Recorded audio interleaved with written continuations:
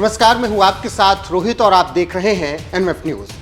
जैसे जैसे लोकसभा चुनाव नजदीक आता जा रहा है, वैसे वैसे ही महाराष्ट्र की राजनीति दिलचस्प होती जा रही है, क्योंकि वहां पर इंडिया गठबंधन में जंग छिड़ी हुई है और उद्धव ठाकरे कांग्रेस पर लगातार हमलावर हैं। दरअसल सीट शेयरिंग को लेकर जिस तरीके से पेच फंस रहा है, उसके बाद से ही उद्धव ठाकरे अब कांग्रेस को साफ शब्दों में कह रहे हैं कि जो होना था हो चुका है, अब देखेंगे। इसके बाद एक बार फिर से कांग्रेस को बड़ा झटका लगा है। गौरतलब है कि जब से विपक्ष का गठबंधन INDIA बना है, तब से ही सहयोगियों के साथ कांग्रेस की लड़ाई चल रही है। यही वजह है कि नीतीश कुमार ने अपने रास्ते अलग कर लिए। उसके बाद बंगाल में ममता ने अकेले चुनाव लड़ने का ऐलान कर दिया, तो वहीं दिल्ली में आप ने कांग्रेस से गठबंधन किया, लेकिन पंजाब में मजबूत होने का हवाला देकर अकेले सभी सीटों पर चुनाव लड़ने का ऐलान कर दिया।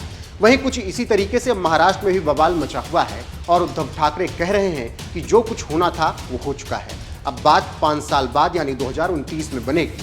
तो चलिए बताते हैं क्या है पूरा मामला, क्यों ठाकरे और कांग्रेस में छिड़ी है जंग। बस बने रहिए हमारे साथ। चैनल को अभी तक आपने अगर सब्सक्राइब नहीं किया है तो कर लीजिए। वीडियो को अंत तक देखने के बाद लाइक कीजिएगा और कमेंट करना ना भूलिएगा। दरअसल कांग्रेस और शिवसेना UBT के बीच मामला सांगली लोकसभा क्षेत्र को लेकर फंस गया है, क्योंकि उद्धव ठाकरे ने चंद्रहर पाटिल को यहां से उम्मीदवार बना दिया, जिसके बाद कांग्रेस का कहना है कि MVA दलों से पूछे बिना उद्धव ने एक तरफा फैसला ले लिया। वहीं कांग्रेस इस सीट पर अपना दावा पहले से ही कर रही थी और विशाल पाटिल को टिकट देना चाहती थी, लेकिन उद्धव के फैसले के बाद अब पेंच फंसा है।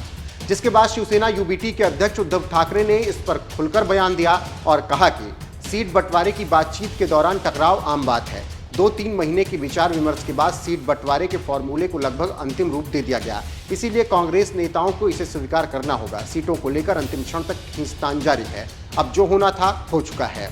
वैसे यह कोई पहली बार नहीं है जब शिवसेना UBT और कांग्रेस के बीच इस तरह से तकरार हुई है। सीट बंटवारे को लेकर लंबे वक्त से दोनों में खींचतान जारी है, लेकिन बात नहीं बन पा रही, जिसकी वजह से निश्चित तौर पर बीजेपी को फायदा होगा और इस लड़ाई से बीजेपी नेता भी खुश होंगे।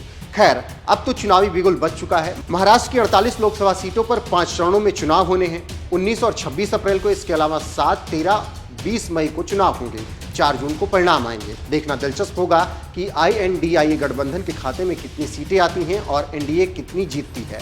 फिलहाल जिस तरह से उद्धव ने साफ शब्दों में कह दिया जो होना था हो गया, अब 2029 में देखेंगे। उस पर आपका क्या विचार है, कमेंट में जरूर बताइएगा।